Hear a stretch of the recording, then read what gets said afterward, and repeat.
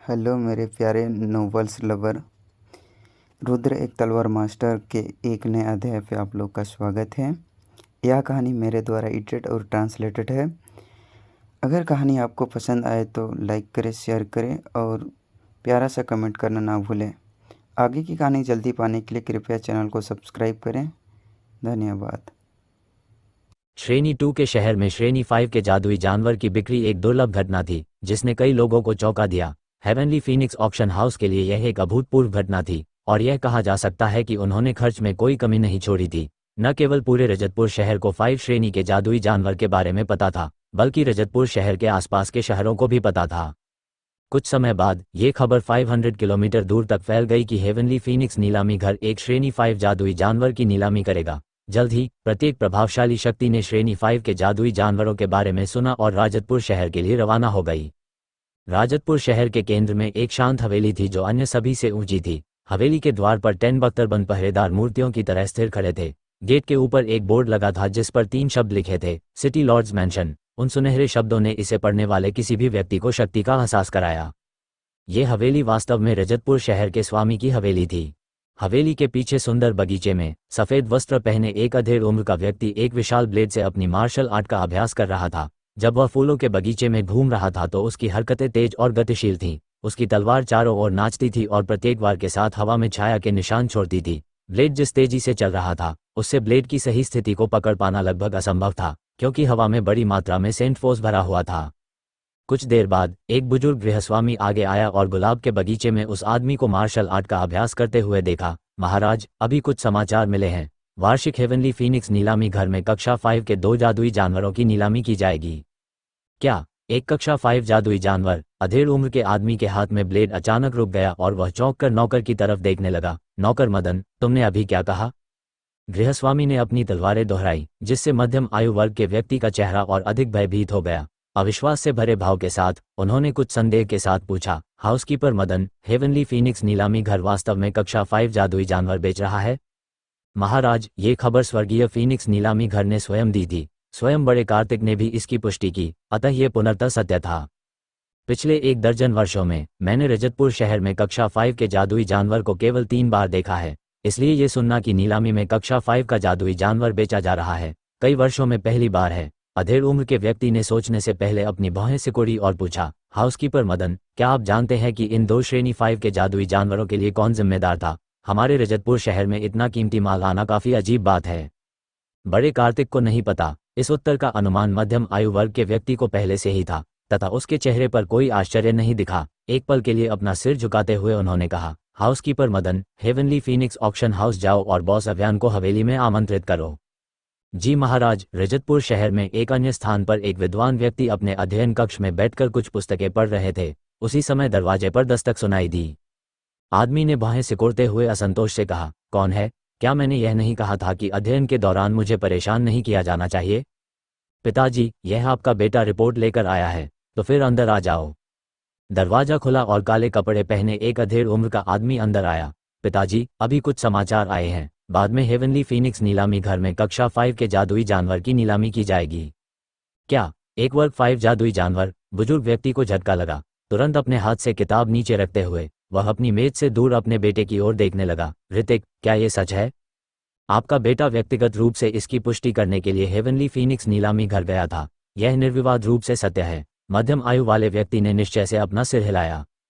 Class 2 शहर में class 5 का जादुई जानवर अत्यंत दुर्लभ है। हेवनली फीनिक्स नीलामी घर, उन्हें कक्षा 5 का जादुई जानवर कहाँ और कैसे मिला? बुजुर्ग बुदबुदाया। अधेड़ उम्र के आदमी को देखते हुए उसकी आंखों में चमक थी। ऋतिक, क्या तुम जानते हो कि हेवनली फीनिक्स नीलामी घर क्लास 5 मॉन्स्टर कोर, क्लास 5 जादुई जानवर का बच्चा या क्लास 5 जादुई जानवर का शरीर बेच रहा है? आपके बेटे को नहीं पता। हेवनली फीनिक्स नीलामी घर ने ये जानकारी नहीं दी। केवल कुछ ही लोग इस उत्तर को जानते हैं और आपका बेटा इसका पता लगाने में असमर्थ था। तुरंत पता लगाओ, बड़े ने कहा। हाँ, 5वीं श्रेणी के जादुई जानवर की खबर ने न केवल रजतपुर शहर के लोगों को बल्कि क्षेत्र के प्रभावशाली लोगों को भी चिंतित कर दिया था।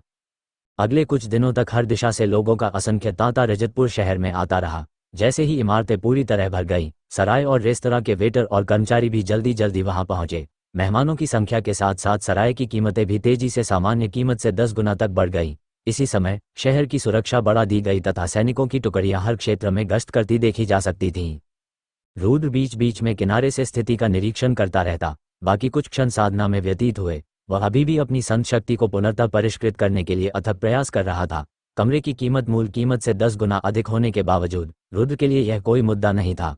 इस समय तक रजतपुर शहर कक्षा 5 के राक्षस की खबर के कारण अमीर और गरीब दोनों से भरा हुआ शहर बन चुका था। इसने न केवल शहर के प्रभावशाली लोगों को बल्कि बाहरी शक्तियों को भी आकर्षित किया था। इसी समय हेवनली फीनिक्स नीलामी घर के आसपास का क्षेत्र अजीब हो गया था। लगभग हर दिन विभिन्न वेशभूषा में सजे लोग नीलामी घर के आसपास घूमते रहते थे और हमेशा एक जोड़ी आंखें नीलामी घर में प्रवेश करने और बाहर निकलने वाले लोगों पर बारीकी से नजर रखती थीं। यद्यपि हेवनली फीनिक्स नीलामी घर ने ये गुप्त रखने की कोशिश की थी कि वास्तव में क्या बेचा जा रहा था, लेकिन ये कागज से आग को रोकने जैसा था। प्रत्येक प्रभावशाली शक्ति द्वारा मामले की जांच करने के बाद नीलामी से एक दिन पहले तक दोनों श्रेणी 5 के जादुई जानवरों और उनकी उत्पत्ति के बारे में अधिकांश विवरण पता लगा लिए गए थे। वहां 2 वर्ग 5 जादुई जानवरों के शरीर थे जिनमें राक्षसी कोर नहीं थे तथा एक रहस्यमय व्यक्ति था जो कम से कम एक पृथ्वी संत मास्टर तो था ही। यह वह सारी जानकारी थी जो हर प्रभावशाली शक्ति प्राप्त कर सकती थी। यद्यपि यह उनकी उम्मीदों से परे था, फिर भी इससे कक्षा 5 के जादुई जानवरों के प्रति उनका उत्साह कम नहीं हुआ। राजतपुर शहर के एक रेस्तरां में कुछ अधेड़ उम्र के पुरुष एक छोटे से कमरे में इकट्ठे बैठे थे। देखते रहो, मैं सभी को इस पर गौर करने का आदेश देता हूं। हमें पता लगाना होगा कि इन 2 श्रेणी 5 जादुई जानवरों के लिए कौन जिम्मेदार है। क्लास 5 मॉन्स्टर कोर निश्चित रूप से उसके साथ हैं। कल जब नीलामी शुरू होगी तो वह आदमी जरूर आएगा, इसलिए किसी को नीलामी घर में प्रवेश करने वाले किसी भी व्यक्ति पर बारीकी से नजर रखने को कहें। एक सफेद वस्त्र पहने अधेड़ उम्र के आदमी ने आदेश दिया। राजतपुर शहर के एक आलीशान भवन में एक प्रतिष्ठित व्यक्ति मेज पर बैठे अन्य अधेड़ उम्र के पुरुषों और बुजुर्गों को नीचे की ओर देख रहा था। फिलहाल कक्षा 5 के जादुई जानवर की खबर की पुष्टि हो चुकी है। यद्यपि वे केवल राक्षस कोर के बिना शरीर हैं, फिर भी उनकी कीमतें बहुत अधिक होंगी। ऐसा कहा जाता है कि श्रेणी 5 के जादुई जानवर का मांस खाने से व्यक्ति की ताकत में काफी वृद्धि होती है। यहाँ तक कि श्रेणी 5 के जादुई जानवर का रक्त भी आंतरिक अंगों को मजबूत कर सकता है। यहाँ तक कि पृथ्वी संत मास्टर को भी इससे लाभ हो सकता है। इसलिए हमें निश्चित रूप से उन 2 श्रेणी 5 जादुई जानवरों को हर कीमत पर खरीदना होगा, और भले ही हम उन दोनों को नहीं पा सकें, फिर भी हमें कम से कम एक तो खरीदना ही होगा। इसके अलावा 2 क्लास 5 मॉन्स्टर कोर अभी भी उस व्यक्ति पर होने चाहिए। क्लास 5 मॉन्स्टर कोर शरीर से भी अधिक कीमती हैं और राजतपुर शहर में मिलना बहुत मुश्किल है। हमारे राजवंश को उन्हें हर कीमत पर प्राप्त करना होगा। कल तुम सब कुछ लोगों को लेकर आओगे और पता लगाओगे कि जादुई जानवरों की नीलामी कौन कर रहा है। महाराज, हालांकि रिपोर्टों में कहा गया था कि जिस व्यक्ति को कक्षा 5 के जादुई जानवर मिले थे वह कोई मजबूत व्यक्ति नहीं था, लेकिन ये तथ्य कि वह उन्हें प्राप्त करने में सक्षम था, इस बात का प्रमाण है कि ये स्थिति उतनी सरल नहीं है जितनी हमने सोचा था। मैं अनुमान लगा रहा हूं कि कोई उच्च स्तरीय विशेषज्ञ उनका समर्थन कर रहा है। एक अन्य सफेद बालों वाले बुजुर्ग ने आदरपूर्वक कहा। संभव नहीं, खड़े हुए अधेड़ उम्र के आदमी ने कहा। हमें जो खबर मिली वह बहुत स्पष्ट थी। ये दोनों वर्ग 5 के जादुई जानवर एकत्रित किए जाने से पहले एक दूसरे से लड़ते हुए मर गए। जब राक्षस कोर को निकाला गया तो दोनों को लगी मानव निर्मित चोटों को देखते हुए वह व्यक्ति बिल्कुल भी मजबूत नहीं है, इसलिए सभी की चिंताएं आवश्यक नहीं हैं। भगवान सचमुच बुद्धिमान है। ये बूढ़ा आदमी पूरी तरह से उलझन में था। बुजुर्ग ने आदर से अपने दोनों हाथ जोड़े और वापस बैठ गए। ठीक है, समय कम होता जा रहा है। इसके बाद मैं कल की पुनर्व्यवस्था के बारे में बात करना चाहूंगा। घने अंधेरे वाली रात में राजतपुर शहर काफी शांत था। सड़कों पर गश्त करने वाले गार्डों का केवल एक ही समूह था। अब चूंकि सभी प्रकार की प्रभावशाली शक्तियां एकत्रित हो गई थीं, शहर में ताकतवर और कमजोर लोगों का मिश्रण था, इसलिए शहर के स्वामी के पास शांति बनाए रखने के लिए रात में शहर में गश्त करने के लिए कुछ गार्डों को नियुक्त करने के अलावा कोई विकल्प नहीं था। रजतपुर शहर में हर जगह धीमी चर्चा और आदेश सुनाई दे रहे थे। ये सभी वस्तुएं श्रेणी 5 के जादुई जानवरों और उन्हें नीलामी के लिए रखने वाले रहस्यमय व्यक्ति से संबंधित थीं। रात जल्दी ही बीत गई। भोर ने क्षितिज से अंधेरे आसमान को चीर दिया, जो स्वर्गीय फीनिक्स नीलामी के उद्घाटन के दिन को चिन्हित करता था, जिन्होंने बहुत पहले ही अपने द्वार खोल दिए थे। विशाल द्वारों को रिबन और लालटेनों से सजाया गया था तथा लोग और श्रमिक भवन के अंदर बाहर आते जाते रहे। कुछ दूरी पर बहुत से सजे धजे लोग नीलामी घर खुलने का इंतजार करते हुए खड़े थे।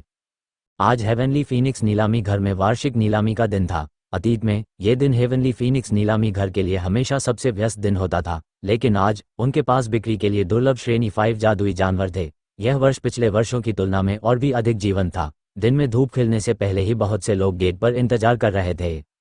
भोर होते ही सूर्य उदय हुआ और लाल चमक बिखेरने लगा, जिससे धरती अपनी गर्म रोशनी में नहा उठी। हेवनली फीनिक्स नीलामी घर में अधिकाधिक लोग एकत्रित होने लगे और आसपास की सड़कें भर गई। कारवां को आगे बढ़ने या पार्किंग ढूंढने में बहुत कठिनाई हुई। कई लोग कम से कम 2 घंटे से इंतजार कर रहे थे, तभी उन्हें घंटे और पटाखों की कान फाड़ देने वाली आवाज़ें सुनाई देने लगी। इस वर्ष की वार्षिक नीलामी अंततः शुरू हो गई। इस वर्ष की नीलामी पिछली नीलामियों की तरह नहीं थी। अतीत में प्रत्येक व्यक्ति को भाग लेने के लिए प्रवेश शुल्क देना पड़ता था, और इस वर्ष भी इस संबंध में कोई अपवाद नहीं था। हालांकि कक्षा 5 के जादुई जानवरों के कारण इस वर्ष प्रवेश शुल्क सामान्य से भी अधिक महंगा था। पिछले वर्ष ये शुल्क 5 स्वर्ण सिक्के था, लेकिन इस वर्ष ये 10 गुना अधिक महंगा था। अब इसकी कीमत 50 स्वर्ण सिक्के हो गई थी। हालांकि कीमतों में इस बढ़ोतरी से कई लोग नाखुश हुए, लेकिन जिन लोगों के पास जेब में पैसा था वे इससे विचलित नहीं हुए। साथ ही इससे उन लोगों से भी छुटकारा मिल गया जो केवल शो देखने के लिए वहां आए थे और कुछ खरीदने नहीं आए थे। इस तरह उन सभी शक्तियों के लिए पर्याप्त जगह थी जो कक्षा 5 के जादुई जानवरों में अत्यधिक रुचि रखते थे। नीलामी घर के लिए द्वार खुलने के बाद जिन लोगों के पास पहले से ही टिकट थे और जो बहुत लंबे समय से बाहर इंतजार कर रहे थे, वे एक सीधी पंक्ति में प्रवेश द्वार से प्रवेश करने लगे। रुद्र पहले ही उस मध्यम आयु वर्ग के व्यक्ति के भेष में वापस आ चुका था जो उसने तब धारण किया था जब वह पहली बार स्वर्गीय फीनिक्स नीलामी घर में प्रवेश किया था। भीड़ में घुसते हुए वह धीरे धीरे नीलामी घर में जाने लगा। जैसे ही वह हेवनली फीनिक्स नीलामी घर के आंतरिक हॉल में पहुंचा, एक विशाल क्षेत्र ने उसकी आंखें भर आईं। जहां तक नजर जाती थी वहां तक सीटों की साफ सुथरी कतारें लगी हुई थीं। ये स्पष्ट था कि सीटों की संख्या 1000 से अधिक हो गई थी। इस क्षेत्र में 2 मंजिलों के बराबर सीटें थीं और दोनों मंजिलों को मिलाकर कुल 10,000 से अधिक सीटें थीं। प्रत्येक सीट के दोनों ओर सम्मानित अतिथियों के लिए दर्जनों निजी कमरे बनाए गए थे, जिनमें से प्रत्येक को रंगीन कांच की दीवार से अलग किया गया था। अंदर से वे अभी भी बाहर का दृश्य स्पष्ट रूप से देख सकते थे, लेकिन बाहर वाला कोई भी ये नहीं देख सकता था कि अंदर क्या हो रहा था। सामने 2 मीटर ऊंचा एक स्टैंड था जहां वस्तुओं की नीलामी की जाती थी। इस समय स्टैंड के अधिकांश भाग पर कपड़े का एक बड़ा टुकड़ा ढका हुआ था, जिसके कारण कोई भी यह नहीं देख पा रहा था कि उसके नीचे क्या छिपा हुआ है। अपेक्षाकृत एकांत स्थान पाकर रुद्र शांति से बैठ गया और नीलामी शुरू होने का इंतजार करने लगा। उसके आसपास के लोग भी धीरे धीरे शांत होने लगे थे। कुछ समय बाद नीलामी हॉल पूरी तरह से भर गया था और हर खाली स्थान पर लोग एक दूसरे से सटकर खड़े थे। जैसे ही अंतिम सीटें भर गईं और सभी लोग बैठ गए, ऊपर आतिशबाजी का सुनहरा धमाका हुआ। सामने रखा हुआ छिपा हुआ स्टैंड धीरे धीरे हवा में ऊपर उठने लगा। जैसे ही उस पर लगा लाल कपड़ा ऊपर उठने लगा, छिपी हुई रहस्यमयी वस्तुएं धीरे धीरे पूरे दर्शकों के सामने प्रकट होने लगीं। स्टैंड के ऊपर लगभग 60 वर्ष का एक बुजुर्ग व्यक्ति खड़ा था और उसके सामने एक लाल रंग की लकड़ी की मेज थी। बुजुर्ग ने दर्शकों को घूरते हुए अपना गला साफ किया और ऊंची आवाज में घोषणा की, सम्मानित अतिथिगण, मैं आप सभी को हमारे हेवनली फीनिक्स नीलामी घर की वार्षिक नीलामी में भाग लेने के लिए धन्यवाद देता हूं। मैं कार्तिक इस वर्ष की नीलामी का मेजबान हूं और इसलिए मुझे उम्मीद है कि आज हर कोई एक ऐसी वस्तु देख पाएगा जिसे वह खरीदना चाहेगा। बुजुर्ग ने एक बार फिर अपना गला साफ करने के लिए कुछ क्षण रुके और फिर बोलना जारी रखा। इस साल हेवनली फीनिक्स नीलामी घर ने अपना सबसे व्यस्त वर्ष देखा है। ऐसा इसलिए है क्योंकि इस वर्ष हम 2 बहुमूल्य वस्तुओं की नीलामी करेंगे, जिनकी घोषणा हमारे हेवनली फीनिक्स नीलामी घर ने पहले ही कर दी है। मुझे यकीन है कि ये वस्तुएं क्या हैं। यहाँ मौजूद कई लोगों को पहले से ही इसकी जानकारी है, इसलिए मैं एल्डर कार्तिक उनका वर्णन करने में और अधिक समय बर्बाद नहीं करूंगा। अच्छा, तो मैं घोषणा करता हूं कि नीलामी अब आधिकारिक रूप से शुरू हो रही है। मैंने नहीं सोचा था कि इस वर्ष नीलामी के मेजबान में सेंट मास्टर की ताकत होगी, रुद्र ने मन ही मन बुदबुदाया। जब बुजुर्ग बोल रहे थे तो उन्होंने अपनी आवाज को बढ़ाने के लिए अपनी संत शक्ति का इस्तेमाल किया था, ताकि नीलामी हॉल में मौजूद हर कोई उसे सुन सके। बुजुर्ग की बात सुनते ही 10 आदमी अचानक स्टैंड की ओर बढ़े और उसे घेर लिया। उनकी आंखें दर्शकों को ठंडी निगाहों से घूर रही थीं, मानो वे अंगरक्षक के रूप में अपनी स्थिति का प्रदर्शन कर रहे हों। इसके बाद एक युवा सुंदर महिला धीरे धीरे स्टैंड के पीछे से आती हुई दिखाई दी। लाल कपड़े से ढकी एक ट्रे को अपने हाथ से हवा में ऊंचा उठाती हुई वह कुशलतापूर्वक मेजबान की ओर बढ़ी। उसने सावधानीपूर्वक ट्रे को मेजबान के सामने मेज पर रख दिया। सम्माननीय अतिथिगण, अब हम पहली वस्तु की नीलामी करेंगे। ये छिपी हुई वस्तु क्या है, मैं तुम सबको बता दूंगा। ऐसा कहते हुए मेजबान ने अपना हाथ बढ़ाकर कपड़ा पकड़ लिया और अचानक उसे फाड़ दिया, जिससे हथेली के आकार की एक जेड बोतल सामने आ गई। सबसे पहली वस्तु चमत्कारी 100 जड़ी बूटियों की गोली है। जो सम्मानित अतिथि इस दवा से परिचित नहीं है, उनके लिए यह एक ऐसी दवा है जो 100 जड़ी बूटियों के समान उपचारात्मक प्रभाव रखती है। संकट के समय में यह दवा एक अतिरिक्त सुरक्षा हो सकती है। इस बोतल में चमत्कारी 100 जड़ी बूटी की गोली की 5 गोलियां हैं और इसकी शुरुआती कीमत 10 बैंगनी सिक्के हैं। प्रत्येक नई कॉल में न्यूनतम एक अतिरिक्त बैंगनी सिक्का जुड़ जाएगा। आप बोली लगाना शुरू कर सकते हैं। 11 बैंगनी सिक्के, 12 बैंगनी सिक्के, 13 बैंगनी सिक्के, 15 बैंगनी सिक्के। जैसे ही मेजबान ने बोलना समाप्त किया, दर्शकों में तुरंत चमत्कारी 100 जड़ी बूटियों की गोली के लिए लड़ाई शुरू हो गई। इस दवा का उपचारात्मक प्रभाव बहुत मजबूत था, जो न केवल शारीरिक घावों को बल्कि आंतरिक चोटों को भी ठीक कर सकता था। एक बार यह गोली खा लेने पर घाव तुरंत ठीक हो जाते थे। यद्यपि इसका उपचारात्मक प्रभाव अभी भी रेडियंट सेंट मास्टर द्वारा किसी को ठीक करने की तुलना में बहुत कम था, फिर भी इस वस्तु का सभी ने सहजता से स्वागत किया। फीनिक्स महाद्वीप में रेडियंट सेंट मास्टर्स एक दुर्लभ प्रजाति थी और ऐसी राजसी पहचान के साथ केवल कुछ प्रभावशाली कबीले ही रेडियंट सेंट मास्टर को अपनी सेवाएं प्रदान करने में सक्षम थे। इस प्रकार फीनिक्स महाद्वीप में जड़ी बूटी आधारित दवाओं को अच्छी प्रतिक्रिया मिली। उपचार पर इनका प्रभाव जितना अधिक था, ये उतने ही महंगे होते गए। जब रुद्र बैठा अपने आसपास के लोगों को दवा के लिए लड़ते देख रहा था, तो उसके चेहरे पर हल्की मुस्कान थी। यद्यपि चमत्कारी 100 जड़ी बूटी की गोली का उपचारात्मक प्रभाव बहुत मजबूत था, फिर भी वह एक रेडियंट सेंट मास्टर की तरह रेडियंट सेंट फोर्स को नियंत्रित कर सकता था, इसलिए ये दवा उसके लिए पूरी तरह से बेकार थी। एक भयंकर लड़ाई के बाद चमत्कारी 100 जड़ी बूटी की गोली की बोतल 28 बैंगनी सिक्कों की कीमत पर सबसे अधिक बोली लगाने वाले को बेच दी गई। लोग एक के बाद एक वस्तुओं के लिए लड़ने लगे, विशेषकर उन वस्तुओं के लिए जो दुर्लभ थीं और बहुत मुश्किल से मिलती थीं। इन सभी वस्तुओं में से एक भी रुद्र की रुचि की नहीं थी। जल्द ही दोपहर हो गई, क्योंकि नीलामी घर के कर्मचारियों ने भाग लेने वाले सभी मेहमानों को दोपहर का भोजन दिया। हालांकि नीलामी बंद नहीं हुई और सामान बिकता रहा। एक एक करके बहुमूल्य लेकिन अजीब खजाने सबसे ऊंची बोली लगाने वालों को बेचे गए और जल्द ही नीलामी समाप्ति के बिंदु पर पहुंच गई। सम्मानित अतिथिगण, अगला आइटम इस वर्ष के अंतिम 2 आइटमों में से एक होगा और यह उन आइटमों में से एक है जिसमें सभी की सबसे अधिक रुचि है। मेजबान ने अचानक बोलना बंद कर दिया और उसकी नज़र दर्शकों पर पड़ी। मानो सभी लोग एक विशाल सामूहिक चेतना हो। पूरा दर्शक समूह सामने वाले स्टैंड पर ही केंद्रित था। मेजबान मुस्कुराने लगा। ये कहा जा सकता है कि ये वे चीजें हैं जिनका सभी लोग बहुत लंबे समय से इंतजार कर रहे थे। इसके साथ ही मैं, एल्डर कार्तिक, अब और नहीं बोलूंगा। आओ, सामान ऊपर लाओ। जैसे ही उन्होंने बोलना समाप्त किया, कुछ लकड़ी मजदूर स्ट्रेचर लेकर स्टॉल पर आ गए। जैसे ही वे वहां पहुंचे, दर्शकों में से सभी की नज़र स्ट्रेचर पर पड़ गई। स्ट्रेचर पर एक बड़ा काला कपड़ा ढका हुआ था, जिससे कोई यह नहीं देख सकता था कि उसके नीचे क्या है। हालांकि कपड़े के नीचे एक बड़ा सा उभार था, जिससे कई लोगों को यह अनुमान लगाने में मदद मिली कि आखिर क्या छुपाया गया था। पुरुषों ने धीरे से स्ट्रेचर को मेज पर उतारा और स्टैंड से चले गए। मेज की ओर बढ़ते हुए मेजबान झुका और काले कपड़े पर हाथ रख दिया। इस प्रकार नीलामी हॉल में मौजूद हर किसी की नजरें काले कपड़े से ढकी उस चीज पर टिकी थीं। यद्यपि ये केवल एक श्रेणी 5 जादुई पशु का शरीर था, फिर भी इसने कई लोगों की रुचि को आकर्षित किया था। अपने दिल में उन्होंने सोचा था कि अपने पूरे जीवन में शायद यह एकमात्र अवसर होगा जब वे श्रेणी 5 के जादुई जानवर को देख सकेंगे। आखिरकार कक्षा 5 के जादुई जानवर पृथ्वी संत मास्टर्स की तरह नहीं थे।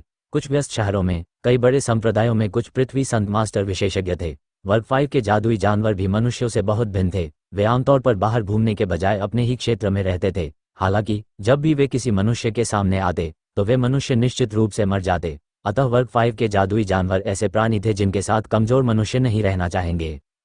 जैसे ही मेजबान ने धीरे धीरे काला कपड़ा हटाया, उसके नीचे छिपी वस्तु उत्सुकता से प्रतीक्षा कर रही भीड़ के सामने प्रकट हो गई। नीचे केवल एक गाय जैसे जादुई जानवर का काले रंग का शरीर था। कुछ नज़दीकी और अधिक चौकस मेहमानों ने जादुई जानवर की पीठ पर छोटे काले पंखों को स्पष्ट रूप से देखा। ये जादुई जानवर पूरी तरह से स्थिर होकर स्ट्रेचर पर चुपचाप लेटा हुआ था। इसका शरीर लगभग 4 to 5 मीटर लंबा था और यह एक छोटी पहाड़ी जैसा दिखता था। मुझे मत बताओ कि यह कक्षा 5 का जादुई जानवर है। क्लास 5 जादुई जानवर वास्तव में ऐसे दिखते हैं। ये कुछ वर्ग 1 या 2 जादुई जानवरों से बहुत अलग नहीं लगता है। आज वह दिन है जब अंततः मुझे कक्षा 5 का जादुई जानवर देखने को मिला। आखिरकार मेरी यात्रा व्यर्थ नहीं गई। ये 50 सोने के सिक्के व्यर्थ नहीं गए।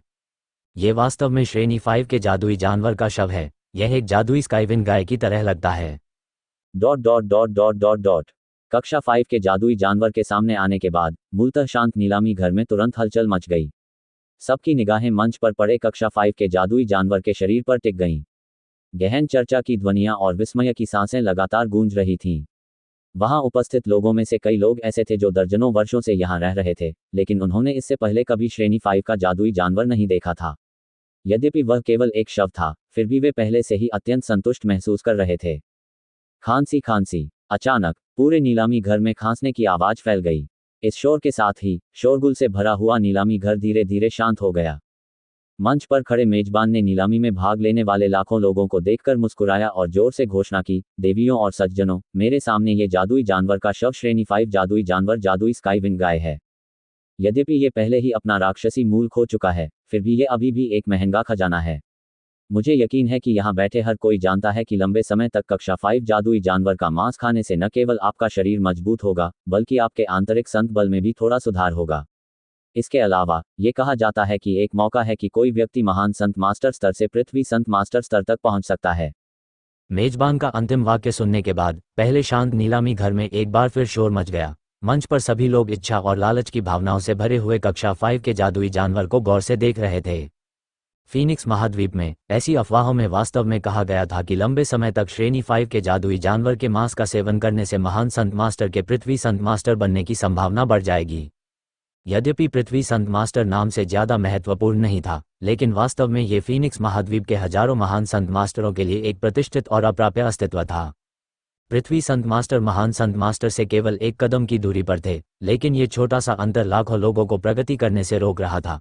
फीनिक्स महाद्वीप पर ऐसे कई लोग थे जिन्होंने पृथ्वी संत मास्टर बनने के प्रयास में अपनी जान गंवा दी थी।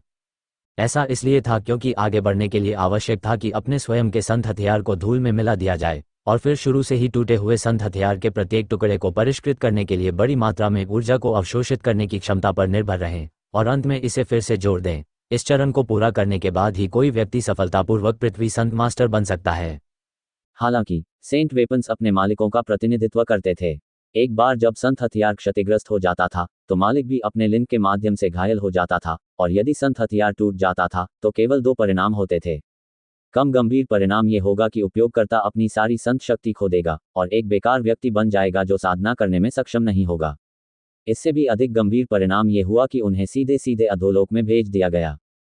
इन कारणों से फीनिक्स महाद्वीप पर 1% से भी कम लोग सफलतापूर्वक पृथ्वी संत मास्टर बन सके। यदि कोई असफल हो जाता तो जो लोग बेकार नहीं हुए थे वे मर जाते। अकेले इस कदम ने लाखों महान संत गुरुओं को रोक दिया, इस हद तक कि उनमें से कई जो जोखिम लेने के लिए तैयार नहीं थे वे मरने तक अपने वर्तमान क्षेत्र में ही अटके रहे। यही कारण था कि इस वर्ग 5 के जादुई जानवर के मांस को खाने से पृथ्वी संत मास्टर तक पहुंचने की संभावना बढ़ सकती थी, जिससे वहां उपस्थित सभी लोग अत्यधिक उत्साहित हो गए। उस समय मेजबान की आवाज एक बार फिर हवा में गूंजी, अभी श्रेणी 5 जादुई जानवर जादुई स्काईविंग गाय के शव की नीलामी की जाएगी। शुरुआती बोली 5000 बैंगनी सिक्के है। हर बार जब कोई नई शर्त प्रस्तावित की जाती है तो वह पिछली बोली से कम 100 बैंगनी सिक्के अधिक होनी चाहिए। मैंने 6000 बैंगनी सिक्कों की बोली लगाई। जैसे ही मेजबान ने अपनी घोषणा पूरी की, तुरंत ही वीआईपी कमरों में से एक से बोली की आवाज सुनाई दी। 6500 बैंगनी सिक्के। दूसरे वीआईपी कमरे से एक आवाज आई। 6600 बैंगनी सिक्के। 6700 बैंगनी सिक्के। 7000 बैंगनी सिक्के। नीलामी घर के वीआईपी कमरों से एक के बाद एक भयावह रूप से ऊंची बोलियां आने लगी। फिलहाल नीलामी घर के सामान्य क्षेत्र में बैठे लोगों में से कोई भी हस्तक्षेप नहीं कर सकता। यदि कोई वर्ग 5 जादुई जानवर खरीदना चाहता है तो उसके पास न केवल पर्याप्त धन होना चाहिए, बल्कि उसके पास एक निश्चित मात्रा में ताकत भी होनी चाहिए। अन्यथा जैसे ही वे नीलामी घर से बाहर निकलेंगे, श्रेणी 5 का जादुई जानवर उनसे चुरा लिया जाएगा। यही कारण है कि जो लोग अभी श्रेणी 5 के जादुई जानवर के लिए लड़ रहे हैं वे निश्चित स्तर की शक्ति तक पहुंच चुके होंगे और उन्हें इस बात की बिल्कुल भी चिंता नहीं है कि यह शक्ति उनसे छीन ली जाएगी। 8000 बैंगनी सिक्के। कक्षा 5 के जादुई जानवर के लिए लड़ाई बहुत तीव्र थी। पलक झपकते ही इसकी कीमत 8000 बैंगनी सिक्कों के खगोलीय मूल्य तक बढ़ गई। इसके अलावा यह अभी भी बढ़ रहा था तथा रुकने का कोई संकेत नहीं दिखा रहा था। 8500 बैंगनी सिक्के। ये वर्ग 5 जादुई जानवर का शव हमारे वर्मा कबीले का होगा। अगर कोई इसके लिए हमसे लड़ने की हिम्मत करता है तो वे पूरे वर्मा वंश को अपना दुश्मन बना लेंगे। वीआईपी कमरों में से एक गहरी आवाज गूंजी। उसका लहजा अत्यंत अहंकारी था और यह स्पष्ट था कि वह व्यक्ति जीतने के लिए दृढ़ संकल्पित था। वर्मा वंश, जैसे अमरपुर शहर का वर्मा वंश, ये वास्तव में वर्मा वंश है। वे अमरपुर शहर के नंबर 1 कबीले हैं और बेहद शक्तिशाली हैं। यहाँ तक कि अमरपुर शहर का स्वामी भी वर्मा वंश के प्रति अत्यंत विनम्र है। मैंने नहीं सोचा था कि वे इस कार्यक्रम में भाग लेने आएंगे। वर्मा वंश शब्द सुनते ही नीलामी घर में तुरंत बातचीत शुरू हो गई। यद्यपि वर्मा वंश राजतपुर शहर की कोई शक्तिशाली शक्ति नहीं थी, फिर भी उनकी ताकत इतनी अधिक थी कि आसपास के क्षेत्रों में भी उनका काफी प्रभाव था।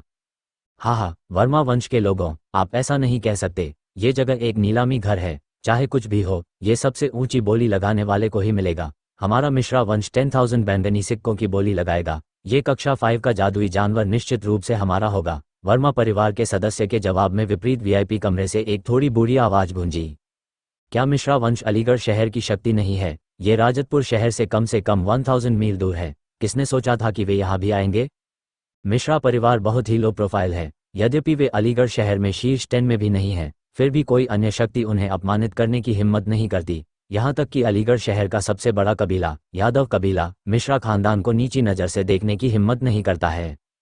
हाँ, मुझे याद है कि कुछ साल पहले यादव वंश के एक अमीर, बिगड़ल बेटे ने मिश्रा वंश की युवा राजकुमारी को नाराज कर दिया था और उस लड़के को राजकुमारी के अंगरक्षकों ने बुरी तरह पीटा था। उसके बाद यादव वंश ने मिश्रा वंश के सामने पादने की भी हिम्मत नहीं की। ऐसा कहा जाता है कि मिश्रा वंश वास्तव में अलीगढ़ शहर का सबसे मजबूत कबीला है। हालांकि क्योंकि वे अत्यंत कम महत्वपूर्ण हैं, वे आमतौर पर खुद को प्रकट नहीं करते हैं, इस हद तक कि कुछ लोगों ने उनके बारे में कभी सुना भी नहीं है। मिश्रा परिवार के बोलने के बाद केवल कुछ लोगों के आपस में चर्चा करने की आवाज़ें सुनाई दी। कुछ देर तक किसी और ने बोली नहीं लगाई, यहाँ तक कि पहले से ही दृढ़ निश्चयी वर्मा वंश भी अचानक संकोच के दौर में मौन हो गया था। अलीगढ़ शहर, मिश्रा वंश। रुद्र का दिल तेजी से धड़कने लगा जब उसने मन ही मन इस कबीले का ध्यान किया। अपने सामने घटित हो रहे दृश्य के आधार पर वह पहले ही देख सकता था कि मिश्रा वंश काफी कुशल था। एक क्षण की चुप्पी के बाद एक अत्यंत ऊर्जावान, मध्यम आयु वर्ग के व्यक्ति ने अंततः दूसरे बॉक्स के भीतर से कहा, हाँ, मैंने नहीं सोचा था कि मिश्रा वंश भी इस श्रेणी 5 के जादुई जानवर में इतनी दिलचस्पी लेगा। उस स्थिति में हमारा दुबे कबीला इस जादुई जानवर के लिए लड़ाई में शामिल नहीं होगा। मुझे उम्मीद है कि मिश्रा परिवार हमें अगला पुरस्कार देगा। हाँ भाई हाँ, हमारे मिश्रा वंश को उनमें से केवल एक की आवश्यकता है। हम अगले युद्ध में भाग नहीं लेंगे। मिश्रा परिवार की थोड़ी बूढ़ी आवाज एक बार फिर सुनाई दी। इस बार उनके स्वर में मुस्कुराहट की झलक थी। उस स्थिति में हमारा जय मिश्रा वंश को कुछ सम्मान भी देगा और इस श्रेणी 5 जादुई जानवर को छोड़ देगा। हमारा सफेद कमल भी इसे छोड़ देगा। मिश्रा कबीले की घोषणा के बाद, जो शक्तियां बिल्कुल भी कमजोर नहीं थीं, उन्होंने एक के बाद एक कक्षा 5 के जादुई जानवर पर लड़ाई छोड़नी शुरू कर दी, जिससे मिश्रा कबीले को कुछ सम्मान मिला। हे, बड़े मिश्रा सभी को धन्यवाद देते हैं। मिश्रा परिवार के एक बुजुर्ग धीरे से हंस पड़े। इसके बाद जादुई आकाश पंख वाली गाय का शरीर मिश्रा वंश को 10,000 बैंगनी सिक्कों की सफल बोली के बाद दे दिया गया। अब हम दूसरे श्रेणी 5 जादुई जानवर की नीलामी शुरू करेंगे। इसे लाने जब लोगों का एक अन्य समूह कपड़े से भरा एक और स्ट्रेचर ले जा रहा था, तो मेजबान चिल्लाया। इस बार मेजबान ने कोई समय बर्बाद नहीं किया और तुरंत काले कपड़े को फाड़ दिया। ये जादुई जानवर एक और श्रेणी 5 जादुई जानवर है, त्वरित बादल जानवर। साथ ही यह आखिरी वस्तु है जिसकी हम नीलामी करेंगे, और इस वस्तु के लिए नियम वही रहेंगे। प्रारंभिक कीमत 5000 बैंगनी सिक्के है। प्रत्येक न्यूनतम बोली 100 बैंगनी सिक्के अधिक है। जैसे ही मेजबान ने अपनी बात समाप्त की, दर्शकों की ओर से भारी मात्रा में कीमतें पुकारने की आवाजें आने लगी। शायद ऐसा इसलिए था क्योंकि यह अंतिम श्रेणी 5 जादुई जानवर था, इसलिए सभी ने पहले से भी अधिक तीव्रता से लड़ाई शुरू कर दी। जल्द ही 5000 की मूल कीमत 3 गुनी हो गई। 16,000 बैंगनी सिक्के, 17,000 बैंगनी सिक्के, 20,000 बैंगनी सिक्के। एक कप चाय उबालने में लगने वाले समय में क्विक क्लाउड बीस्ट की कीमत 20,000 तक पहुंच गई थी। बैंगनी सिक्कों की लगातार बढ़ती कीमत सुनकर बैठे हुए रुद्र के चेहरे पर मुस्कुराहट आ गई। यद्यपि प्रथम श्रेणी 5 जादुई जानवर 10,000 बैंगनी सिक्कों में बिका था, जो कि थोड़ा कम था, परंतु इस द्वितीय श्रेणी 5 जादुई जानवर ने पहले नुकसान की पूरी भरपाई कर दी थी। दुबे कबीले ने 22,000 बैंगनी सिक्कों की बोली लगाई। वर्मा वंश ने 23,000 बैंगनी सिक्कों की बोली लगाई। बैट कबीले ने 24,000 बैंगनी सिक्कों की बोली लगाई। सतरंग तलवार मंडप ने 25,000 बैंगनी सिक्कों की बोली लगाई। सफ़ेद कमल ने 26,000 बैंगनी सिक्कों की बोली लगाई। ब्लैक क्लाउड स्कूल ने 27,000 बैंगनी सिक्कों की बोली लगाई। कीमतें लगातार बढ़ती रहीं, क्योंकि कई पक्ष इस वर्ग 5 जादुई जानवर के लिए भयंकर लड़ाई जारी रखे हुए थे। प्रत्येक बार 1000 बैंगनी सिक्कों की कीमत बढ़ती जा रही थी। शीघ्र ही श्रेणी 5 के जादुई जानवर ने 40,000 बैंगनी सिक्कों का आंकड़ा पार कर लिया। वर्मा वंश ने 45,000 बैंगनी सिक्कों की बोली लगाई।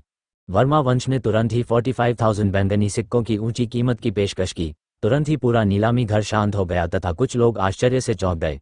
45,000 बैंगनी सिक्के किसी भी बड़े कबीले के लिए खरीदने लायक राशि से कहीं अधिक थे। श्रेणी 5 का जादुई जानवर बहुत कम देखा जाता था, लेकिन बड़े शहरों में रहने वाले लोग इसे अक्सर देख पाते थे। यहाँ तक कि ये कीमत भी सामान्य विक्रय मूल्य से कहीं अधिक थी। आखिरकार एक क्विक क्लाउड बीस्ट केवल एक सामान्य श्रेणी 5 जादुई जानवर था और सिल्वर स्ट्राइप्ड गोल्डन स्नेक जैसा नहीं था। इससे पहले कि नीलामी घर अपना मूल्य युद्ध फिर से शुरू कर पाता, एक और आवाज़ सुनाई दी। दुबे कबीले ने 46,000 बैंगनी सिक्कों की बोली लगाई है। दुबे वंश ने वर्मा वंश पर दबाव बढ़ा दिया था। टकराना। दुबे कबीले के बक्से से आवाज़ आई। तभी अचानक वर्मा परिवार के बक्से से एक और आवाज़ आई। वर्मा परिवार के वीआईपी बॉक्स में कुल 5 मध्यम आयु वर्ग के पुरुष और एक बुजुर्ग बैठे थे। सफ़ेद लबादा पहने एक अधेड़ उम्र के व्यक्ति ने अपने सामने रखी लकड़ी की मेज पर जोर से मुक्का मारा, जिससे मेज पर गड्ढा बन गया। दुबे कबीले, तुमने हम वर्मा कबीले का जीवन कठिन बनाने की हिम्मत की है। ठीक है, हम तुम्हें इसका पछतावा करा देंगे। सफ़ेद वस्त्र पहने अधेड़ व्यक्ति ने दांत पीसते हुए कहा। उसके चेहरे पर एक गहरा भाव था। अन्य लोगों के चेहरों पर अप्रिय भाव थे। अगर हम इसी तरह लड़ते रहेंगे तो मुझे डर है कि क्लास 5 के जादुई जानवर की कीमत इतनी बढ़ जाएगी कि हम भी उस तक नहीं पहुंच पाएंगे। बुजुर्ग ने उदास भाव से कहा। हमारे पास और क्या विकल्प है? इस श्रेणी 5 जादुई जानवर ने काफी लोगों को आकर्षित किया है। अब जो भी शक्तियां इसके लिए लड़ रही हैं, वे हमारे वर्मा वंश से किसी भी तरह से कमजोर नहीं हैं। सफेद वस्त्र पहने अधेड़ उम्र के आदमी ने झल्लाहट में कहा। सतरंग तलवार मंडप ने 47,000 बैंगनी सिक्कों की बोली लगाई।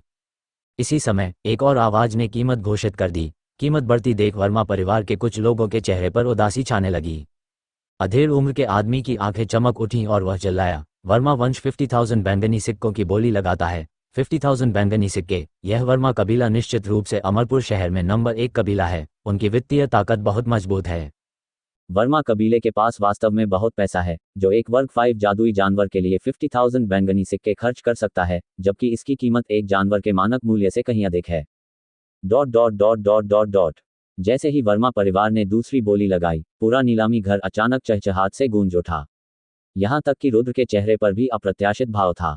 वास्तव में श्रेणी 5 का जादुई जानवर एक अनमोल खजाना था, लेकिन इसकी भी एक अधिकतम कीमत थी। 50,000 बैंगनी सिक्के पहले से ही एक संख्या थी जो सीमा से बहुत अधिक थी।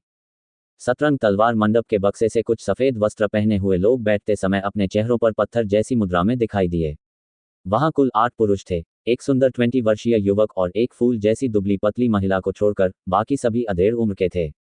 उस 20 वर्षीय नाजुक महिला ने कहा, यह वर्मा कबीला वास्तव में इस वर्ग 5 जादुई जानवर को जीतने के लिए दृढ़ है। इतनी ऊंची कीमत के साथ अगर हम इसके लिए लड़ना जारी रखते हैं तो हमारा सतरंग तलवार मंडप इस श्रेणी 5 जादुई जानवर के लिए हमारे खजाने का अधिकांश हिस्सा चुका देगा। उसकी आवाज़ एक आध्यात्मिक पक्षी के गीत की तरह थी, जिसे सुनना बहुत सुखद था।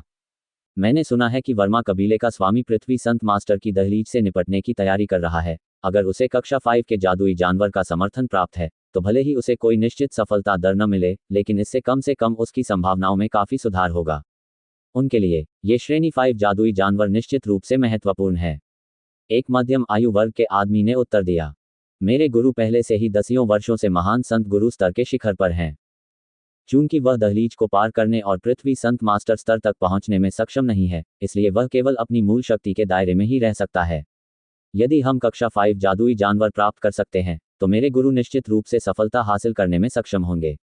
यदि मेरा गुरु वास्तव में पृथ्वी संत गुरु बन जाता है तो हमारा सतरंग तलवार मंडप निश्चित रूप से शक्ति में अधिक मजबूत हो जाएगा। 20 वर्षीय युवक ने कहा कि अपने गुरु का जिक्र करते ही उसके चेहरे पर गर्व की झलक आ जाती थी। ऐसा इसलिए था क्योंकि उनके स्वामी सतरंग तलवार मंडप के स्वामी थे।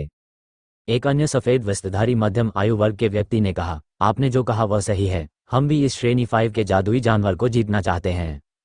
हालांकि किंग सिटी में क्लास 5 मैजिकल बीस्ट प्राप्त करना आसान होगा, लेकिन हमारे स्थान से निकटतम किंग सिटी इतनी दूर है कि हम बिना किसी बाधा के यात्रा नहीं कर सकते। यहाँ तक कि अगर हमें वहाँ श्रेणी 5 का जादुई जानवर भी मिल जाए तो उसे किंग सिटी से बाहर ले जाना अपने आप में एक चुनौती होगी। यह अच्छा नहीं होगा। इसके लिए हम पर हमला किया जाएगा। हमारे लिए सबसे अच्छा विकल्प यही है कि हम अपने सामने वाले को चुनें। इतना कहते ही एक अन्य अधेड़ व्यक्ति ने गंभीर चेहरे के साथ कहा, वाइस पवेलियन लॉर्ड, क्या आपको लगता है कि हमें इसके लिए बोली जारी रखनी चाहिए? आदमी ने सिर हिलाने से पहले उसकी बात सुनी और झिझकते हुए कहा, सतरंग तलवार मंडप 55,000 बैंगनी सिक्कों की बोली लगाता है। ये कहते ही नीलामी हॉल में मौजूद सभी लोग आश्चर्यचकित हो गए। अचानक दर्शकों की सांसों के बीच एक और आवाज गुस्से से चिल्लाई। वर्मा वंश ने 60,000 बैंगनी सिक्कों की बोली लगाई। नवीनतम मूल्य सुनकर सतरंग तलवार मंडप में मौजूद कुछ लोगों के चेहरे पर बदसूरत भाव थे। 65,000 बैंगनी सिक्के। कुछ क्षण के मौन के बाद वाइस पवेलियन लॉर्ड ने ऊंची कीमत बताई। अब तक कई प्रभावशाली शक्तियां वर्ग 5 जादुई जानवर के लिए इस संघर्ष से बहुत पहले ही बाहर निकल चुकी थीं। इसके लिए लड़ने के लिए केवल वर्मा वंश और सतरंग तलवार मंडप ही बचा था। टकराना। वर्मा कबीले के बक्से से मेज पर मुक्का मारने की आवाजें आ रही थीं, क्योंकि वर्मा कबीला दूसरे पक्ष की हरकतों से क्रोधित था। जैसे ही आवाज आई, नीलामी हॉल में सन्नाटा छा गया और सभी लोग वर्मा वंश के बक्से की ओर देखने लगे। सतरंग तलवार मंडप। यह वर्ग 5 जादुई जानवर हमारे वर्मा कबीले के लिए आवश्यक है। क्या आपसे इसे सौंपने के लिए कहना बहुत ज्यादा होगा?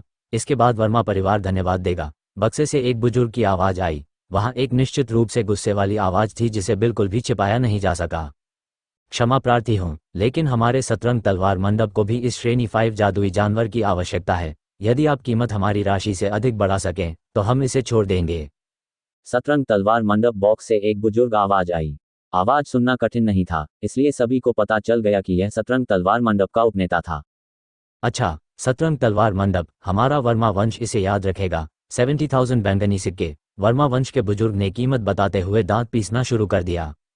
इस बार सतरंग तलवार मंडप ने कोई कीमत नहीं बताई। कुछ और सेकंड इंतजार करने के बाद स्टैंड पर बैठे मेजबान ने अंततः अपनी बात रखी। ये class 5 quick cloud beast Verma कबीले को 70,000 बैंगनी सिक्कों के लिए पेश किया गया है। क्या कोई इससे भी अधिक बोली लगाना चाहता है? दर्शकों में उपस्थित सभी 10,000 लोग शांत थे। कुछ क्षण और इंतजार करने के बाद मेजबान को कोई और कीमत नहीं सुनाई दी, इसलिए उसने कहा, वर्मा कबीले के लिए 70,000 बैंगनी सिक्कों के लिए एक बार जा रहा हूं। सतरंग तलवार मंडप के अंदर। वाइस पवेलियन लॉर्ड, अमरपुर शहर में वर्मा कबीले के पास काफी शक्ति है, लेकिन हमारा सतरंग तलवार मंडप उनसे किसी भी तरह कमजोर नहीं है। हमें इस श्रेणी 5 जादुई जानवर पर भरोसा नहीं छोड़ना चाहिए। रजतपुर शहर हमारे सतरंग तलवार मंडप से ज्यादा दूर नहीं है, और इसे वापस लाने के लिए हमें काफी सुरक्षा की आवश्यकता होने के बावजूद यह अवसर मिलना मुश्किल है। एक मध्यम आयु वर्ग के आदमी ने कहा। आई। ये सुनकर उपनेता ने गहरी सांस ली। हम वर्मा कबीले से नहीं डरते, लेकिन यह वर्ग 5 का जादुई जानवर पहले ही उस कीमत से कहीं आगे निकल चुका है जिसे हम वहन कर सकते थे। हमारा सतरंग तलवार मंडप वर्मा वंश जितना समृद्ध नहीं है, और अगर हम कक्षा 5 जादुई जानवर खरीद भी लें तो हमारा सतरंग तलवार मंडप आर्थिक रूप से बहुत मुश्किल में पड़ जाएगा, जो हमारे लिए अनुकूल नहीं होगा। क्या ये संभव है कि हम इतने अच्छे अवसर को छोड़ दें? एक युवक ने शोक व्यक्त किया। इसे त्यागने के अलावा कोई अन्य विकल्प नहीं है। भले ही हम कक्षा 5 जादुई जानवर प्राप्त करते हैं, इसका मतलब यह नहीं है कि मंडप भगवान सफलता हासिल करने में सक्षम होंगे। यदि वह असफल हो जाता है तो हमारे सतरंग तलवार मंडप को भारी क्षति होगी, जिसे हम बर्दाश्त नहीं कर सकते, उपनेता ने कहा। ये सुनकर सभी लोग केवल चुपचाप अपना सिर हिला सके। एक महान संत गुरु से एक पृथ्वी संत गुरु तक का सफर तय करना अवर्णनीय रूप से कठिन था। यहाँ तक कि श्रेणी 5 के जादुई जानवर के मांस की मदद से भी सफलता की दर 100% नहीं थी। यदि यह उपाय विफल हो गया तो वह व्यक्ति एक अपंग से अधिक कुछ नहीं रह जाएगा, जिसके लिए मर जाना ही बेहतर होगा। 70,000 बैंगनी सिक्कों के लिए वर्मा कबीले में 2 बार जा रहा हूँ। क्या कोई और लेने वाला है? वर्मा वंश के लिए 3 बार जाना। एक पल, मैंने 100,000 बैंगनी सिक्कों की बोली लगाई। नीलामी हॉल के बीच से अचानक एक गहरी आवाज गूंजी। यद्यपि आवाज बहुत तेज नहीं थी, फिर भी नीलामी हॉल में मौजूद सभी लोगों ने उसे स्पष्ट रूप से सुना। 100,000 बैंगनी सिक्कों की कीमत सुनकर नीलामी हॉल में मौजूद सभी लोग दंग रह गए। न केवल वे, बल्कि बॉक्स के अंदर बैठे वर्मा परिवार के सदस्यों के चेहरे पर भी अविश्वास के भाव थे। 100,000 बैंगनी सिक्के। कक्षा 5 के जादुई जानवर एक खजाना थे, लेकिन वे इतने कीमती नहीं थे कि अनमोल माने जा सकें। 70,000 बैंगनी सिक्के पहले से ही श्रेणी 5 के जादुई जानवर के लिए महंगे माने जाते थे, लेकिन 100,000 बैंगनी सिक्के उचित मूल्य से बहुत अधिक थे। जैसे ही 100,000 बैंगनी सिक्कों की कीमत घोषित की गई, पूरा नीलामी हॉल एकदम शांत हो गया। इस सन्नाटे में यदि कोई चांदी की सुई भी गिरा दी जाए तो उसकी प्रतिध्वनि सभी को स्पष्ट सुनाई देगी। एक कोने में बैठा रुद्र कीमत देखकर चौंक गया, लेकिन वह बहुत खुश भी था। चूंकि वह विक्रेता था, इसलिए स्वाभाविक रूप से वह चाहता था कि उसकी वस्तुएं यथासंभव ऊंचे दाम पर बिकें। रुद्र ने कभी यह उम्मीद नहीं की थी कि बैंगनी सिक्कों की कीमत 70,000 से बढ़कर सीधे 100,000 हो जाएगी। उसे और भी अधिक आश्चर्य इस बात पर हुआ कि जिस व्यक्ति ने अभी अभी नवीनतम कीमत बताई थी, वह उससे अधिक दूरी पर ही एक निजी बॉक्स में बैठा था। रुद्र ने धीरे से अपना सिर ध्वनि के स्रोत की ओर घुमाया तो उसे एक भूरे वस्त्र पहने आदमी दिखाई दिया। वह एक बुजुर्ग व्यक्ति थे जिनकी उम्र लगभग 60 वर्ष के आसपास लग रही थी। उसके सिर के चारों ओर काले बाल फूल की तरह उगे हुए थे, जो उसके झुर्रियों वाले चेहरे पर 4 चांद लगा रहे थे। संपूर्ण नीलामी हॉल कुछ सेकंड तक शांत रहा, फिर अचानक शोरगुल शुरू हो गया। हर कोई उस व्यक्ति की ओर देखे बिना नहीं रह सका जिसने कीमत बताई थी, लेकिन केवल कुछ ही लोग जानते थे कि वह व्यक्ति दर्शकों में कहाँ है। यहाँ तक कि मेजबान भी इतनी बड़ी कीमत देखकर चौंक गया था और उसे अपने आप को संभालने में कुछ समय लगा। जब उसने कहा 100,000 बैंगनी सिक्के, तो उसकी आवाज़ के साथ उसका चेहरा भी कांप उठा। 100,000 बैंगनी सिक्के, किसी ने 100,000 बैंगनी सिक्कों की पेशकश की है, क्या कोई उस कीमत को हराना चाहता है?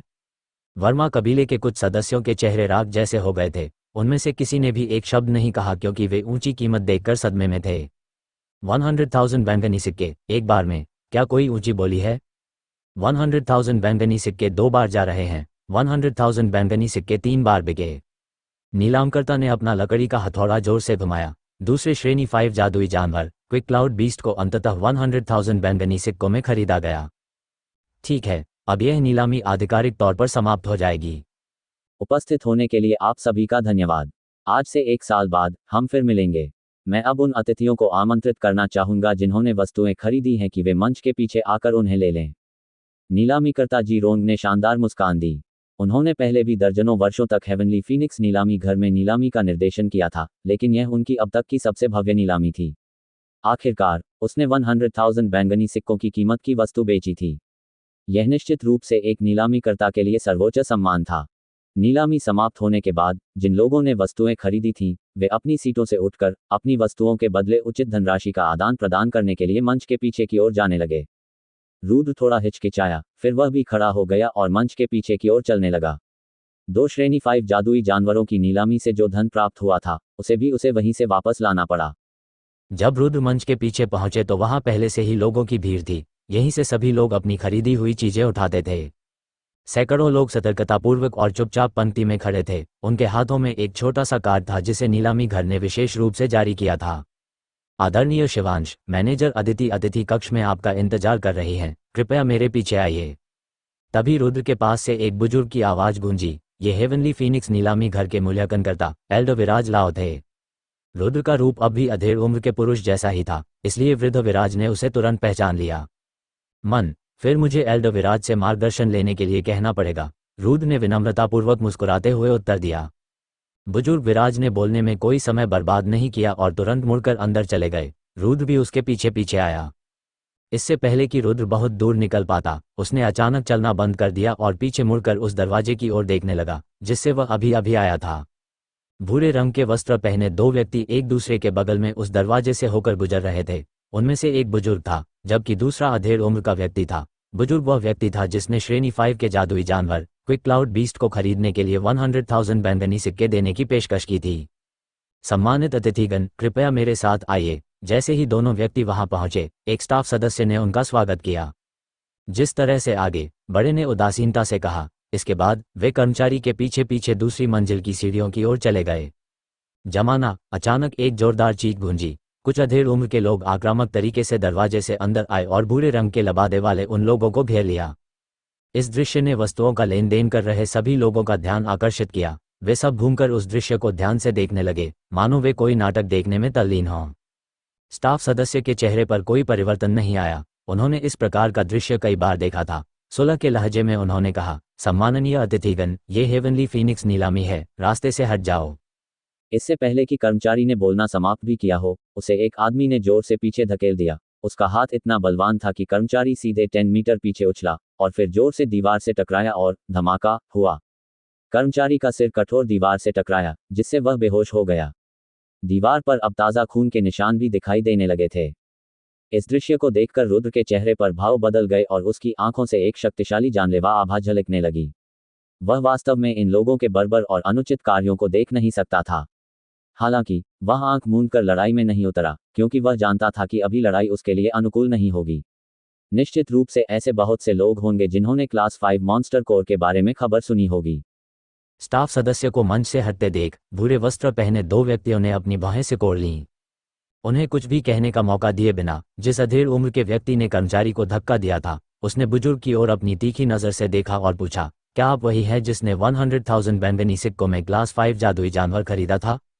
अधेड़ उम्र के व्यक्ति की बात सुनकर एक पल के लिए सभी के दिल धड़क उठे। भूरे वस्त्र पहने उस आदमी को आश्चर्य से देखते हुए उनमें से किसी ने भी नहीं सोचा था कि जिस व्यक्ति ने एक साधारण श्रेणी 5 के जादुई जानवर पर 100,000 बैंगनी सिक्के खर्च किए थे, वह उनके सामने एक साधारण सा दिखने वाला बुजुर्ग होगा। भूरे वस्त्र पहने आदमी ने हंसते हुए कहा, ठीक है, मैं ही खरीदार हूँ। उदासीनता के स्वर के साथ। ये सुनकर पहले बोलने वाले अधेड़ उम्र के व्यक्ति के चेहरे पर खुशी के भाव आ गए। बुजुर्ग की ताकत मापने के लिए उसे घूरते हुए उसने कहा, अच्छा, मेरे वर्मा वंश के खिलाफ जाने के लिए, लेकिन आपने कितना अधीर आंदोलन किया है। होशियार बनो और कक्षा 5 का जादुई जानवर सौंप दो, अन्यथा तुम चैन से नहीं रह पाओगे। तो ये लोग वर्मा वंश का हिस्सा हैं, जो सोचते हैं कि वे इतने अहंकारी हैं कि लोगों को नीलामी घर में लाकर जो चाहे करवा सकते हैं। ये देखकर कि वर्मा वंश के लोग कितने उग्र थे, रुद्र ने सोच में पड़कर अपनी बाहें सिकोड़ लीं। भूरे वस्त्र पहने बुजुर्ग और उसके बगल में बैठे व्यक्ति ने एक दूसरे की ओर हल्की सी मुस्कान के साथ देखा। फिर बुजुर्ग का उदासीन चेहरा धीरे धीरे ठंडा पड़ने लगा और फिर वह अपने सामने खड़े अधेड़ व्यक्ति की ओर मुड़ा। वर्मा वंश मेरी नज़र में कुछ भी नहीं है, भाग जाओ। क्या तुम मौत की तलाश में हो? ये देखकर कि तुम कितने मुश्किल काम कर रहे हो, तुम आज्ञा न मानने वाले बूढ़े मूर्ख हो। वर्मा कबीले का सदस्य क्रोधित हो गया और उसने हाथ बढ़ाकर बुजुर्ग व्यक्ति की ओर दौड़ लगाई। जैसे ही अधेड़ उम्र के व्यक्ति ने अपना हाथ आगे बढ़ाया, उसकी आंखें अचानक से चौड़ी हो गईं, क्योंकि उसने महसूस किया कि बुजुर्ग व्यक्ति के हाथ की हथेलियां उसकी गर्दन के चारों ओर लिपटी हुई थीं। उसे पता ही नहीं चला कि बुजुर्ग कब उसके पास पहुंच गए। उसने महसूस किया कि उसका गला कस गया है, जिससे उसका दम घुटने लगा। अधेड़ उम्र के व्यक्ति की आंखें चौड़ी हो गईं जब उसने अविश्वास से उस हाथ की ओर देखा जो उसे पकड़ रहा था। वह सदमे में था, क्योंकि उसे इस बात का बिल्कुल भी एहसास नहीं था कि उस आदमी ने उसका गला कब पकड़ लिया था। बुजुर्ग ने उस आदमी की गर्दन को दबाते हुए उसके उपवास पर हल्की सी व्यंग्यात्मक टिप्पणी की और कहा, नौजवान, तुम बहुत जल्दबाजी करते हो, अगर तुम्हारी जान चली गई तो किसी और को दोष मत देना। ये कहकर बुजुर्ग ने अपना हाथ घुमाया और आदमी का भारी शरीर अचानक दूर की ओर उछल गया, मानो वह किसी चूजे से ज्यादा भारी न हो। दीवार से टकराने पर फेंकते समय लगाया गया बल दीवार को हिलाने का कारण बना। इस अचानक और अप्रत्याशित घटना से वर्मा के अन्य सदस्य स्तब्ध रह गए। अपने लिंग को अचानक दीवार से टकराता देख उनमें से कुछ के चेहरे सफेद पड़ गए। अपने अपने संत शस्त्र निकालकर वे सभी कुछ हिचकिचाहट के साथ वृद्ध पर टूट पड़े। तुम अपने आप को बहुत ज्यादा आनते हो। भूरे वस्त्र पहने बुजुर्ग ने अपनी आंखों में ठंडी चमक के साथ नाक बांध सिकोड़ी। कमरे का तापमान अचानक बढ़ने से उसके दाहिने हाथ में एक चमकदार लाल चमक दिखाई दी।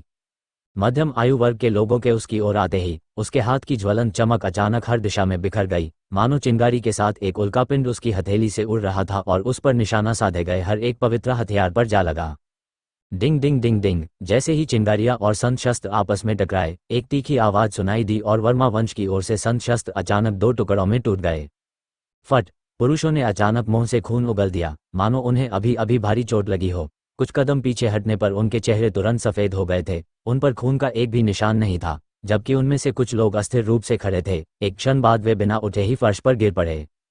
इन लोगों के पवित्र शस्त्र टूटते देख दर्शकों के चेहरों पर खुशी के भाव थे। वे सब अपने हृदय में समझ गए कि इन अतुलनीय अहंकारी वर्मा वंश के सदस्यों का सर्वथा नाश हो चुका है। यदि वे किसी तरह बच भी गए तो भी वे फीनिक्स महाद्वीप के सबसे निम्न स्तर पर पहुंच जाएंगे।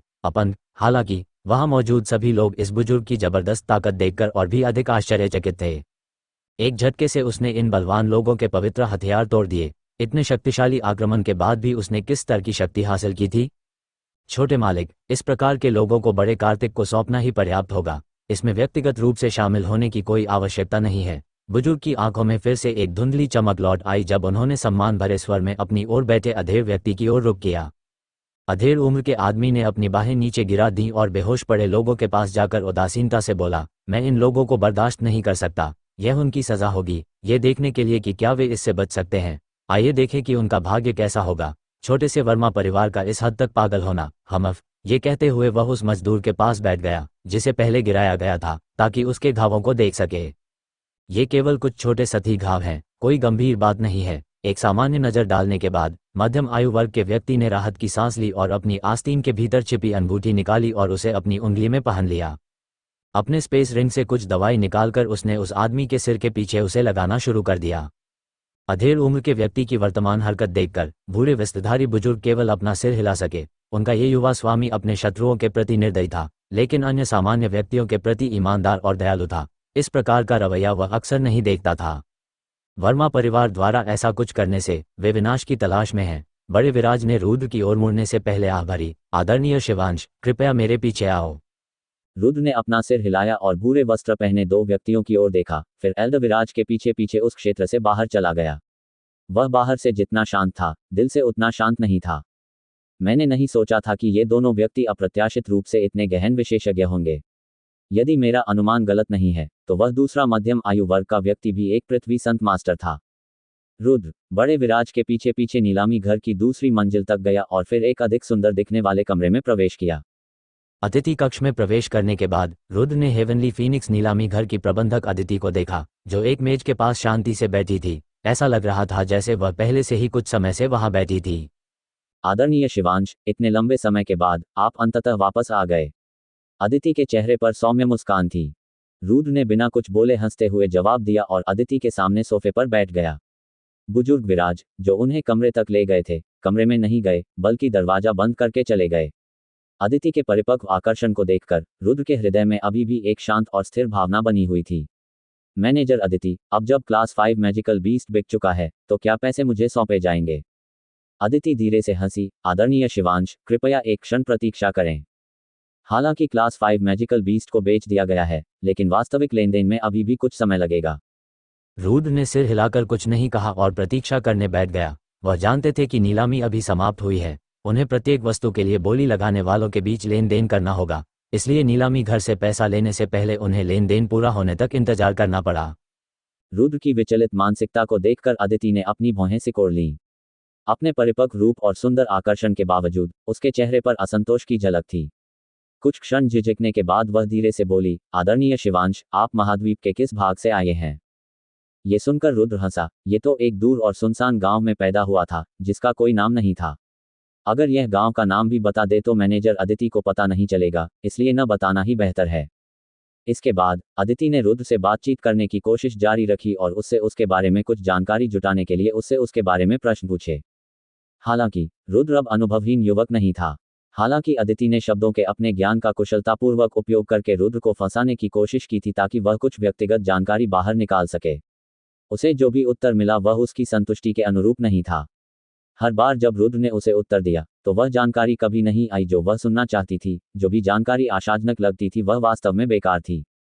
ऐसा लगता है कि शिवांश कोई साधारण व्यक्ति नहीं है। उनके मुंह से मुझे जो जानकारी चाहिए उसे पाना एक कठिन काम है। अदिति को सिर में दर्द महसूस हुआ और उसने मन ही मन सोचा।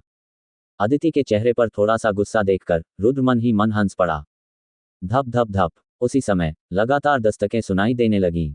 यह आवाज सुनकर अदिति अपनी सीट पर सीधी खड़ी हो गई और सोफे पर एक अदृश्य बटन दबाने के लिए आगे बढ़ी। ड्राइंग रूम का दरवाजा चुपचाप खुल गया। बाहर एक आकर्षक दिखने वाली 20 वर्षीय लड़की वर्दी पहने खड़ी थी। मैनेजर अदिति, एल्डर विराज चाहते थे कि मैं ये स्पेस बेल्ट आपको दे दूं। नौकर ने धीमी आवाज में अदिति से कहा। उसे दे दो। हाँ मैम। नौकर ड्राइंग रूम में आया और अदिति को स्पेस बेल्ट थमा दी। उसकी नज़र कुछ देर तक रुद्र के चेहरे पर टिकी रही, फिर वह कमरे से बाहर चली गई।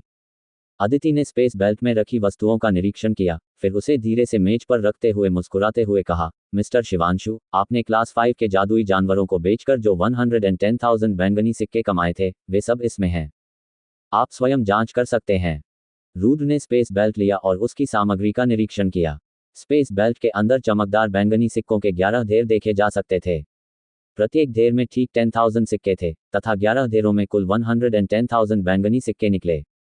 अपना पैसा प्राप्त करने के बाद रुद्र का अब और रुकने का कोई इरादा नहीं था।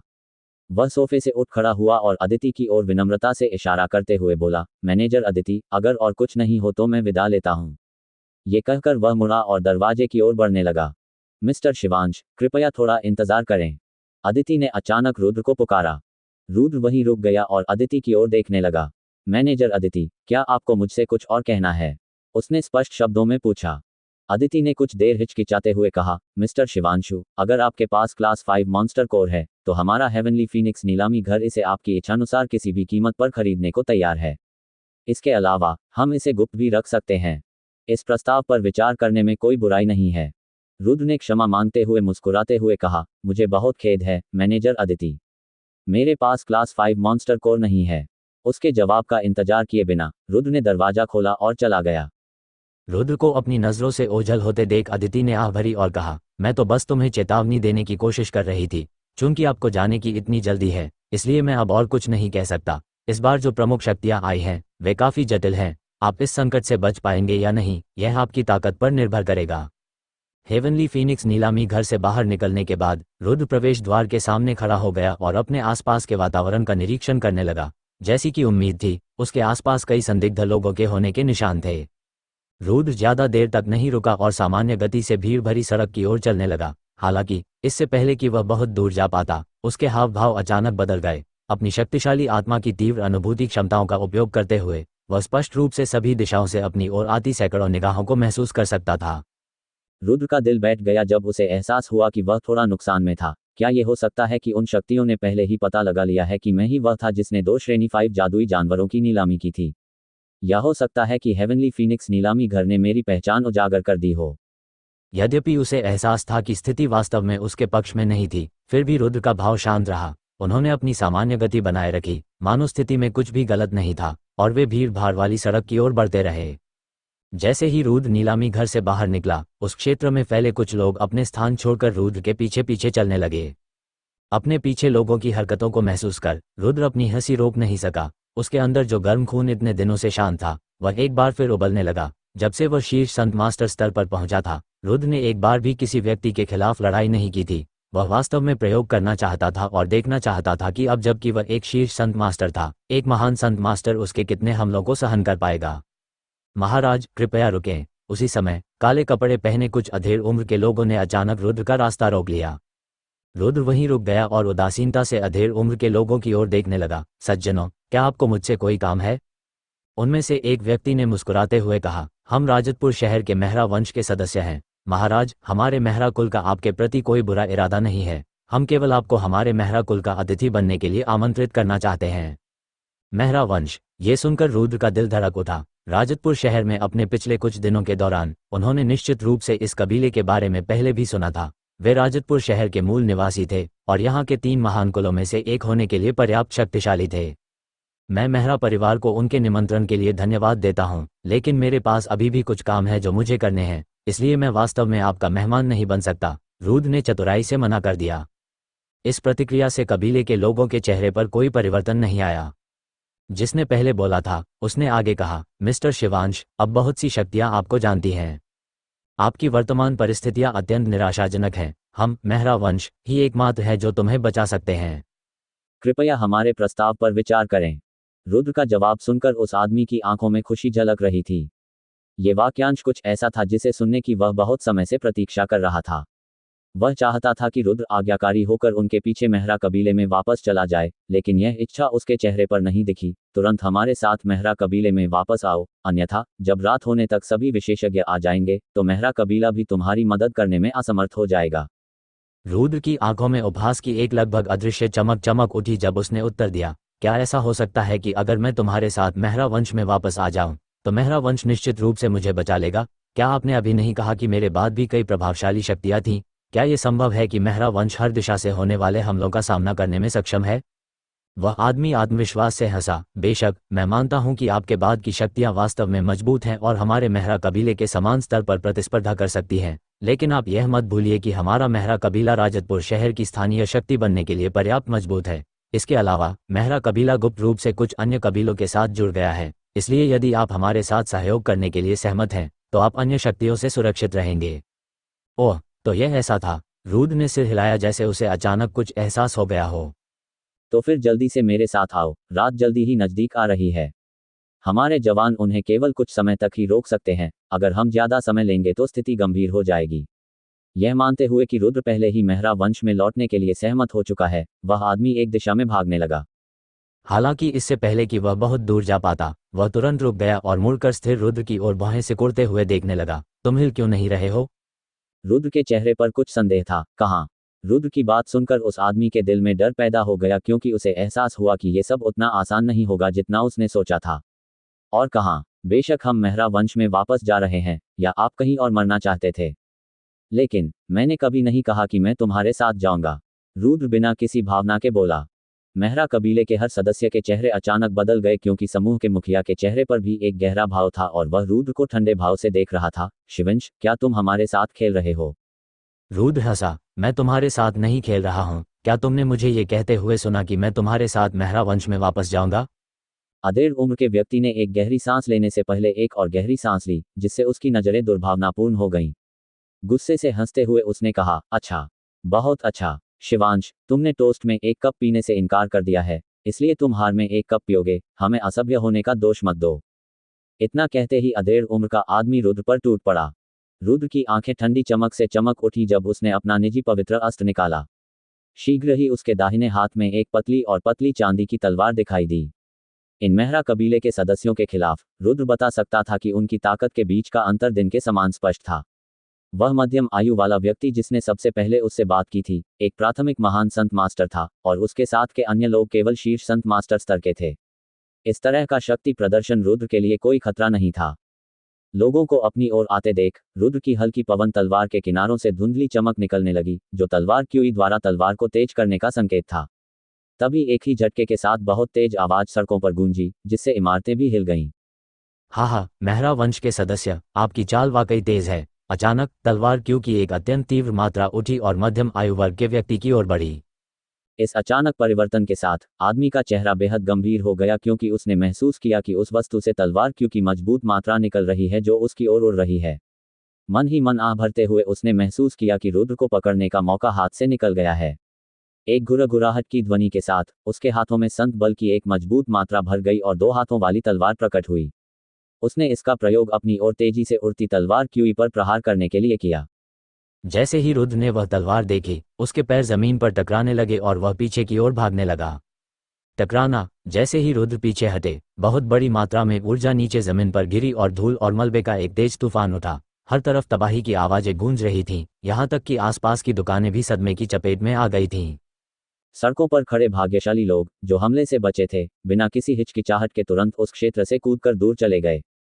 फीनिक्स महाद्वीप में युद्ध आम बात थी, इसलिए ये घटना किसी के लिए भी नई नहीं थी, इसलिए वहां खड़े लोगों के चेहरे पर किसी प्रकार का भय या आश्चर्य नहीं था। सदमे की लहर के शांत हो जाने के बाद मेहरा परिवार का वह अधेड़ व्यक्ति गंभीर भाव के साथ अपनी मूल स्थिति में खड़ा हो गया। उसी समय रुद्र के पीछे से कुछ लोग उसकी ओर आए, यहाँ तक कि आसपास की इमारतों की छतों से भी कई लोग रुद्र तक पहुंचने के लिए शोरगुल की ओर कूद पड़े। कुछ ही क्षण में पूरी सड़क सैकड़ों लोगों से भर गई, जो एक अभेद्य भीड़ बन गई। यहाँ तक कि आसपास की छतें भी लोगों से भरी हुई थीं। इस मामले से असंबंधित किसी भी व्यक्ति को तुरंत वहां से चले जाना चाहिए। अचानक एक आवाज गूंजी, जिससे वहां खड़े सभी लोगों को वहां से चले जाने की आवश्यकता महसूस हुई। इसके बाद भीड़ ने वहां खड़े लोगों के लिए एक खाली रास्ता बना दिया, ताकि वे वहां से तुरंत निकल सकें। अपने आसपास के लोगों को अपनी संख्या से कम 100 अधिक देखकर रुद्र का चेहरा सामान्य से अधिक गंभीर हो गया। इस समूह में वह महसूस कर सकता था कि उनमें से कई लोग काफी मजबूत थे, जबकि अन्य कम से कम महान संत मास्टर स्तर के थे। इस समय एक महंगा लाल लबादा पहने एक बुजुर्ग व्यक्ति ने मुस्कुराने से पहले अपने आसपास के लोगों की भीड़ का निरीक्षण किया। यह क्षेत्र कितना जीवंत है और इसके आसपास इतने प्रभावशाली लोग रहते हैं। कितना दुर्लभ, सचमुच कितना दुर्लभ, सचमुच यह एक दुर्लभ दृश्य है। इस बूढ़े आदमी ने कई सालों से ऐसा दृश्य नहीं देखा था। बूढ़े यूपिन, आपको अपने मदन परिवार के साथ ही रहना चाहिए था। आपको रजतपुर शहर आने की कोई जरूरत नहीं थी। एक और काले बालों वाला बुजुर्ग छत के ऊपर खड़ा था। कार्तिक नाम के बुजुर्ग ने ठंडी हंसी में दूसरे क्रेन हेयर स्टाइल वाले बुजुर्ग को घूरते हुए कहा, मुकुल, क्या तुम चाहते थे कि तुम रजतपुर शहर में आओ? क्या तुम मुझे अपनी मर्जी से काम करने से रोकना चाहते थे? बूढ़े शैतान कार्तिक, मैं 5 साल पहले के उस समय को नहीं भूला हूँ। इस अवसर पर क्यों न हम इसे हमेशा के लिए समाप्त कर दें? मुकुल ने बड़े कार्तिक को घूरते हुए ठंडे स्वर में कहा, जिससे उसकी हत्या की मंशा स्पष्ट हो गई। यह सही है, अब समय आ गया है कि मैं 5 साल पुराना कर चुका दूं। लाल वस्त्र पहने बुजुर्ग बोले। उसके हाथ में बड़ी मात्रा में सेंट फोर्स इकट्ठा हो गई, जो जल्दी ही 2.33 मीटर लंबे घुमावदार ब्लेड में परिवर्तित हो गई। इस समय तक दोनों बुजुर्गों का रवैया गंभीर हो चुका था। लाल वस्त्र पहने बुजुर्ग के पास एक अधेड़ उम्र का व्यक्ति आया और बोला, आदरणीय यूपिन, अभी अपनी शिकायतें निपटाने का समय नहीं है। बेहतर होगा कि आप दोनों के बीच की शिकायतों को सुलझाने से पहले जो कुछ हमारे सामने है उसे निपटा लें। लाल वस्त्र पहने बुजुर्ग ने अपना सिर हिलाया, जो भी हो मुकुल, वर्तमान स्थिति में अभी समय नहीं है। हमें अपनी शिकायतों का समाधान करने से पहले इस मामले के निपटारे का इंतजार करना चाहिए। दूसरे बुजुर्ग ने रुद्र की ओर क्षण भर के लिए देखा, ये जानते हुए कि अब कुछ और करने का अवसर है। फिर नाक भान सिकोड़ते हुए कहा, तो फिर मैं तुम्हें अभी छोड़ देता हूँ। इस समय लोगों का एक समूह सड़कों के दोनों ओर यात्रा कर रहा था। उनकी तेज गति तथा सापेक्षिक गति को देखकर कोई भी उन्हें देखकर समझ सकता था कि वे एक ही समूह का हिस्सा हैं। जैसे जैसे वह समूह करीब आता गया, वे लोग जो उन घरों के किनारे खड़े थे जिनके पास से वे गुजर रहे थे, उन्होंने तुरंत उन्हें जाने दिया। वे लोग एक घर के पास रुक गए और रुद्र को घूरने लगे, जो लोगों की घेराबंदी के बीच में था। यह माननीय शिवांश ही होंगे। रुद्र ने अपना सिर घुमाया और देखा कि एक सफेद वस्त्र पहने अधेड़ उम्र का आदमी खड़ा है जिसके सिर पर केवल 1 इंच बाल हैं और चेहरे पर एक जख्म का निशान है। रुद्र ने कहा, सही है, मैं शिवांश हूँ। मुझे रोकने के लिए यहाँ इतने सारे लोग क्यों इकट्ठे हुए हैं? मुझे इसका कारण नहीं पता। हाँ, माननीय शिवांशु, ये बूढ़ा आदमी पूछना चाहता है, 2 श्रेणी 5 जादुई जानवर के शरीर, क्या वे आपके द्वारा निर्मित नहीं थे? लाल वस्त्र पहने बुजुर्ग ने पूछा।